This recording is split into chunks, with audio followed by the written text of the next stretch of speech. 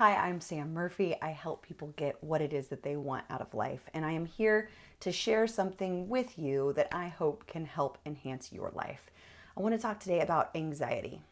Anxiety is that nasty thing when we start to worry and we don't do anything about it and there's no action taken and it starts to physically affect our body. And then it can even lead to a state of panic. So, overwhelm and panic, and where you're stuck in this place that you can really feel debilitated and almost immobilized. If you've ever been in that place, I want you to know you're not alone. I've been there. I definitely have dealt with and worked through anxiety. And if you can relate, do some likes or some comments. Let me know. Let me know what you've dealt with and what you've overcome because I want to hear. So let's just talk about anxiety, not just what it is, but how do we deal with it? What are some tools to help us function and work through anxiety? So when you feel anxiety setting in, one of the things that I want you to do is I want you to think, where's it coming from? What is it that you're anxious about? Because when we can identify what the actual item is, maybe it's money. Let's use that for an example. You're anxious about finances.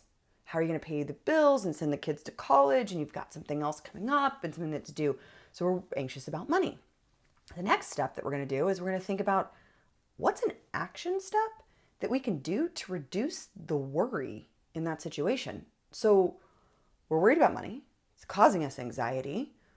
What's some action that we can take to do something about it? So do we need to get a side hustle? Does your partner need to do something different? Maybe we're going to reduce spending.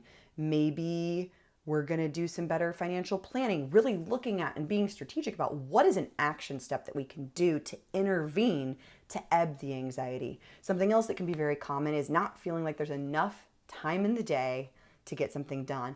Being a mom personally, I can relate to that. And if that's something that's happening, you're feeling like you're swirling and you're just kind of in this hamster wheel of there's never time, the action step is to schedule the time. A little me time where you're able to sit down and you're able to do those things. And when you can do that, that will really slow and stop the anxiety. To take action is the most powerful thing that you can do to really cut the anxiety. Another thing that can be very powerful, anxiety, of course, comes with worry. And we all worry, but something that can be beneficial is asking yourself, is worrying going to help me solve this problem? What are we getting from worrying? We know the negatives that are coming with it. It's making us feel the way we're feeling and these emotions and sensations to rise up in our body, but really asking ourselves, does worrying help the situation at all? Cornell University did a study. It's called the Legacy Study. And what it did is they looked at individuals that were at the end of their lives. And the goal was, what could we learn from people that were at the end of their lives so that we may live a better life? And they were really surprised by the results because almost across the board, the answer was the same.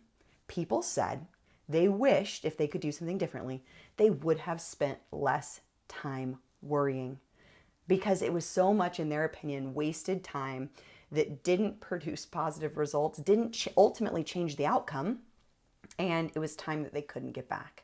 So I want you to keep that in mind and ask yourself, is this worrying going to solve the problem? And how could we solve the problem? What are some actions that we could take to actually make that worrying unwarranted? Because we're solving it, we're putting solutions in place.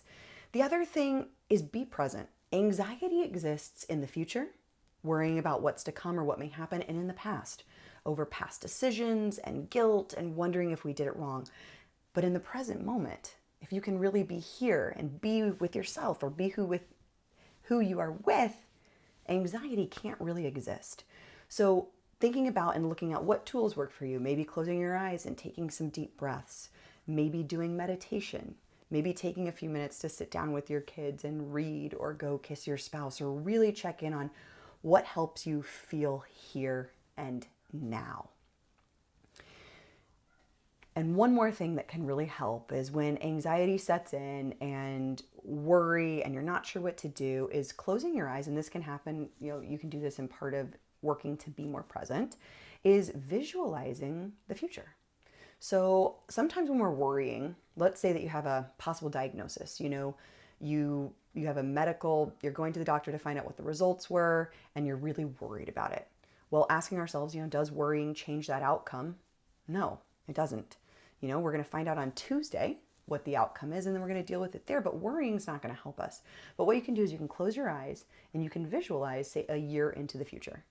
Whether you got the good news or whether you got the bad news. How are you in a year? And either way, knowing that you're good and you're healthy and that you're going to be able to deal with it and that you're not alone. I hope that these are helpful for anxiety. I know that it's something that personally I have dealt with as well. It's something that you can absolutely overcome. And I want you to try these tips. Let me know what you think, and I look forward to talking to you next time.